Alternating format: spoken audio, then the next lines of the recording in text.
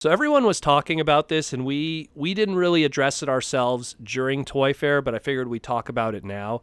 I know that it was, we have a segment that we talked about, I want to say like maybe a month ago, talking about how the Bumblebee movie wasn't a reboot. Yeah, from the producer, was it Bonaventura? Lorenzo Bonaventura.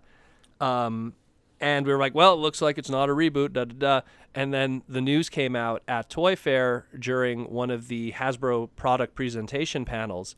And before I knew it, I got all these, it's always weird when you get a whole bunch of comments on an older video. Oh, yeah. Like, all of a sudden, it's people going like, we just got the news. It's, So, to recap, essentially, at Toy Fair New York, 2019, during the Hasbro product preview panel, man, that's always a mouthful. During the general opening of the panel, before they got into the toys, they were discussing how the Bumblebee movie is going to be the beginning of a new story, and this is like with air quotes here, new storytelling universe, and how the Bumblebee movie is the beginning of a brand new reboot. So now it's like, and I remember when I heard this news, it's just like, make up your mind, guys.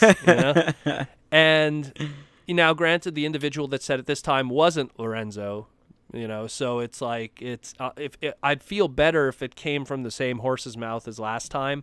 But I think that, and again, I've had this discussion with different people already, and some people are just going like, well, I think that they had one opinion when they didn't know the dust was settled with the movie in one way. Yeah. Then it went another way. I mean, the movie was the same regardless of the opinion in the end.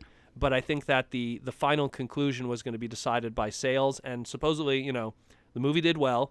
Mm-hmm. Supposedly, Bumblebee movie toys did very well according to the final quarter report for 2018. It was only Cyberverse that kind of did shaky. Mm.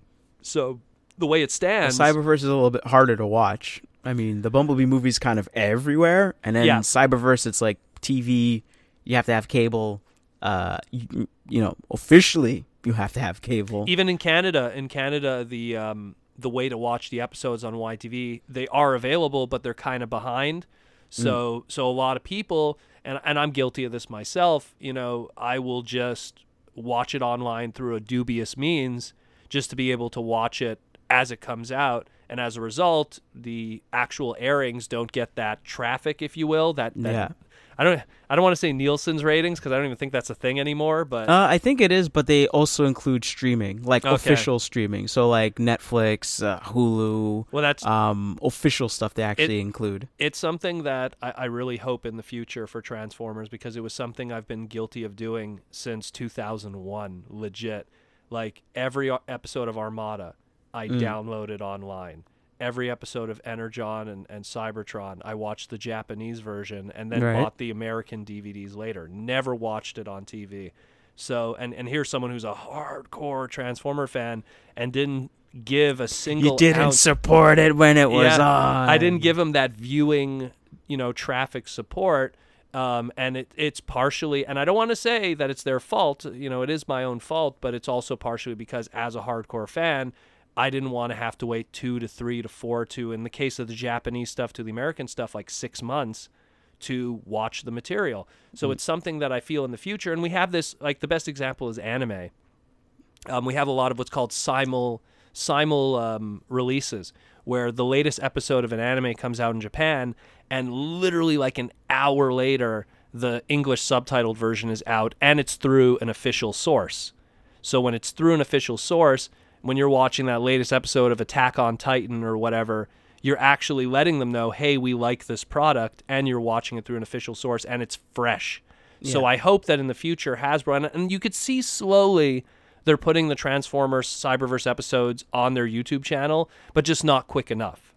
So it's something that... And I'm pretty sure it's licensing deals. Of course, they have to adhere to the contracts that they sign, and they put, this channel gets it first before everybody else. It has to show up, but you guys get to show it maybe 2 to 3 days later, etc. That was the case with Armada. Armada had a deal with Cartoon Network where they were like, we want to show the episodes before everybody else, And then those Armada episodes came out way too early, to the point that they weren't even completed. And that's why they had all those mistakes and script errors.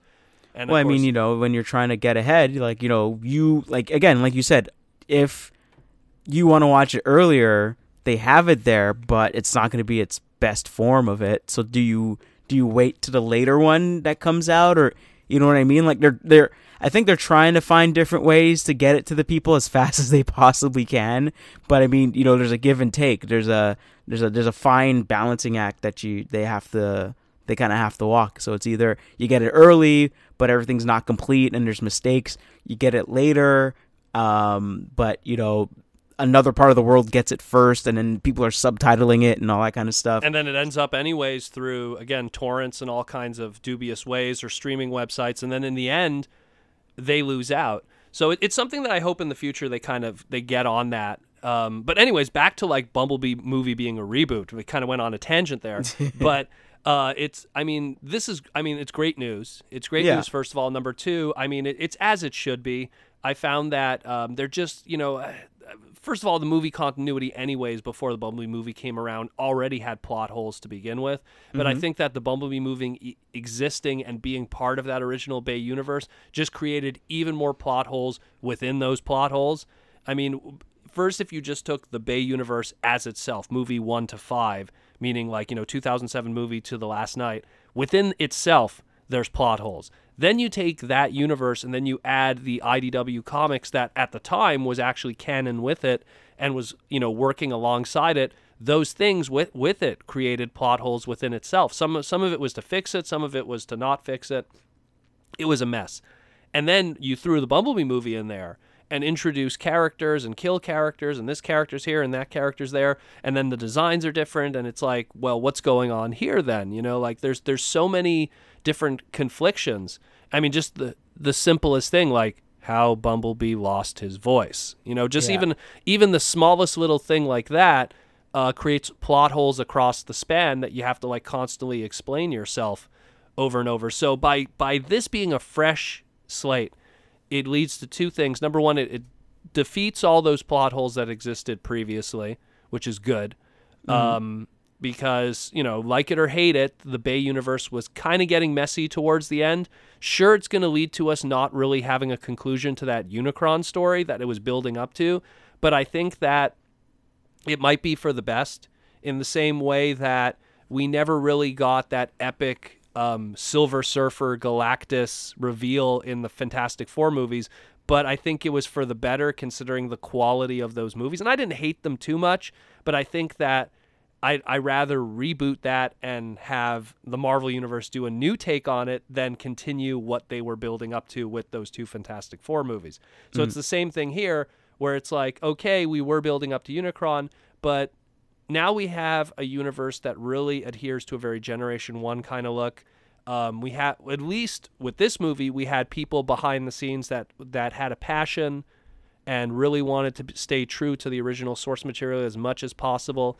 So if that carries over and continues, hopefully, now we know, obviously certain people are not returning, specifically the director and certain other individuals, but at least from a visual standpoint, maybe some of the artists and developers, possibly they will be staying on. Do you think John Cena would stay? It's a possibility. Do you think they would have him? Would you want him to stay? Would you want him to have him? The one good thing is by open, because again, spoiler people at this point, if we're jumping into the end of the Bumblebee movie where he's now that old Camaro, which again was like their way out if this was not a reboot. You know what I mean? They could easily write around it that he goes to that Camaro, and then I could see them at the beginning of, like, let's say Bumblebee 2, going like, it was a stupid design to pick anyways. Who would ever decide to use that as, like, just as almost like a knock against the old Bay movies, much in a way, in the same way that the Bay movies, when they first introduced Bumblebee opened the door on the Volkswagen. Yeah, like to say like GTFO kind of thing. Yeah, so it's so you could almost do like a knock back at it, and then he could go back to being a Volkswagen Beetle, and we could just, or hey, time jump. Now, Charlie's older. if they want to really be zany, new Volkswagen. I mean, every fan on the planet has always hoped for Bumblebee to be in the new. Oh yeah, that's true. Literally every fan on new the Beetle. Yeah, so I mean, well, it's funny because I could see that happening because like even Volkswagen got in on it. Like, hey, get the new Beetle before it's gone. And, then they show Bumblebee there. It's one way to sell. It's one way to sell a new toy with a new design instead of having just the same old design again. If they want to really have fun with it, they could even get a new trademark out of it. Call them Goldbug, like they could, which they do have the trademark still because they've used it a few times with some Legends repaints and everything, or some Scout repaints. But it's in the Generations line. But it's just, there's a lot of business related stuff that could be done with it also that could work out. John Cena coming back, sure, why not? I think it'll be a little bit weird because, well, I mean, it'd be really cool. But I think they would have to age his character a little bit if they do a time jump from the 80s. Of course. And then you can get like Agent what's his name? Simmons, and then he's a little bit older. Yeah, you could bring back John Turturro, I think his name is. Yeah. Yeah. But you don't get John Turturro just as yet. Who's a welcome addition. You could say. Well, he's always game, even if he's like not really in the movie. He's enjoyable to watch. He's always game for it. You could say what you want about the Bay movies, but there always has been certain actors that were always kind of enjoyable to watch, regardless. I think a lot of the actors that do the Bay movies, they're just having a ball. They're good. They're like, okay, I don't have to take this super seriously. I could just go over the top, blah blah blah. Like Deep Wang. It's always well, that's just it. It's always been talented individuals that just look, a bad script or a bad director doesn't matter how talented the individuals are. Look, Tom Hanks didn't make perfect movies, even though he's made some amazing, life-changing movies. So it's the same thing. You could have an actor. Remember that one? What was it? There was if you watch 30 Rock, the TV show 30 Rock, they cut to him, and he's at a fireplace, and he's just like looking at the fireplace, like, "Oh, hi, I'm award-winning actor Tom Hanks, and it's getting a little chilly here. Excuse me." And he grabs like an Emmy and throws it into the fire because that's how much awards he had. But that's just it. And I'm pretty sure he's made some movies that either he's not proud of, or fans have not been proud of. But the point is that even talented individuals sometimes end up in crappy stuff. Look, you in the same way that. The Rock is one of them, and my opinion of this has always been controversial, but I've always felt that the Bumblebee movie that we got recently and the 2007 Michael Bay movie, they almost kind of are in the same tier for me, in the sense that they both were good movies just for different reasons. Yeah, it's just that the Bumblebee movie wins out a little more because it has a better pace as a movie. It's a little shorter. But it's just that I feel those are two movies that were good for different reasons and boring in different reasons and bad for different reasons. Like they're both not perfect movies. They're both like solid sevens, as I like to call them. Okay. And I've always, and again, like some people might be like, how could you say that? The Bumblebee movie's the greatest thing ever. It's like, it was, you know what it is? It's we've been in a bad relationship for a while.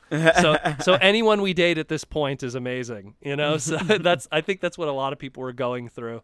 I think that the movie that we'll get after this one really will be the test, really will be the see. Was it the relationship that we had the problem with, or is there a bigger problem here? Maybe it's us, So that's what I'm really hoping from this. But this new universe that it's opening up, this is great because, the rumors were maybe a Bumblebee 2, maybe another Transformer movie. They were saying maybe a Beast Wars movie. So I really like that a lot. And considering that, Transformers is this wide landscape that more and more as time progresses, Hasbro is recognizing those other landscapes. Like with just toys, we're seeing how they're going like, hey, Japanese G1, hey, Beast Wars. Like we recognize this stuff exists. Well, even with the movies, they added what's his name? Lockdown? Yeah, they added Lockdown. Yeah. You get a weird version of Jetfire. Like they are pulling, and then Jetfire combines with Optimus Prime. Like they do pull from other parts of Transformers lore and series and all that kind of stuff. So I think that's pretty cool too. Jaws D referring to Jetfire and Optimus combining being an Armada concept. The way that I see it is, as time progresses, I mean, when those first movies were coming out, 2007 movie Revenge of the Fallen, the climate of toys at the time, especially from the classics and the early Universe 2.0, was just 84, 85 characters, some 86, like just really sticking to that early G1. Now we're in this climate of Pretender shells and Japanese G1 and Beast Wars. Like everything is so mixed now. And again, it's 10 years later and a whole new audience of people that grew up on a whole different stuff. It leaves them the ability to then go crazy and try new things and do other stuff.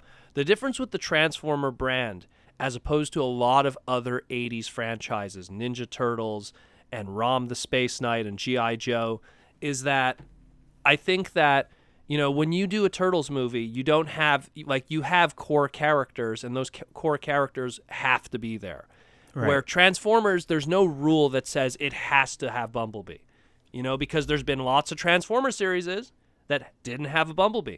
There's more Transformer series that didn't have Bumblebee than there was that did, in its 35-year history. Yes, recently now we always have a Bumblebee, but there was a time when it was a Hot Shot or a Cheetor or a Hot Rod, or, even when you go to the Japanese stuff, it was, Holly, or it was Go Shooter, or it was Wheelie. There was always someone else, or Countdown actually was at one point kind of one of those characters too in Zone. So it gets to a point where with that franchise, there is no rules really of who you have to have. You just need to have an Optimus Prime-like leader character, which also has changed throughout the years. Right. But, for marketing, they'll probably stick with Prime. He'll probably, the only two consistents, much like Beast Wars, was there was an Optimus and a Megatron. Wasn't the same Optimus and Megatron, but that was the least consistent. While everyone else in Beast Wars was fresh. It was something new. So that I kind of hope that in the future we kind of continue that practice where we could have a whole crew of people that are just these fresh characters, and then we can enjoy them for what they are. And when I say fresh, I mean you could pull from the lore. You could go like, hey, why don't we bring Excellion from Transformers Galaxy Force, and we'll use that version of a young character, and then we'll go to, I don't know, the Energon series and use their version of Roadbuster, right. and then we'll go to Micron, aka Armada, and we'll use their version of Blur that was called Silverbolt in their version, and he was more of a loner character. There's so much that you could pull from all these different continuities and all these different characters and unique characters. I mean, I imagine G-Axis being in the movie continuity.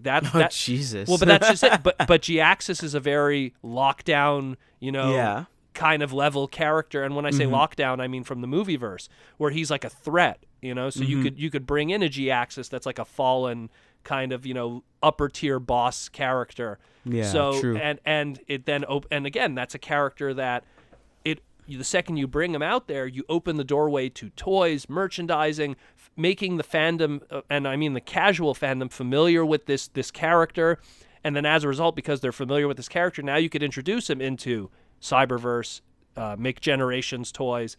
You then create that history in the same way that the Fallen, prior to the 2007 Revenge of the Fallen movie, he had one toy from Titaniums, and he only appeared in one comic book, which was I think it was called Dark Ages, which was the Second War Within book.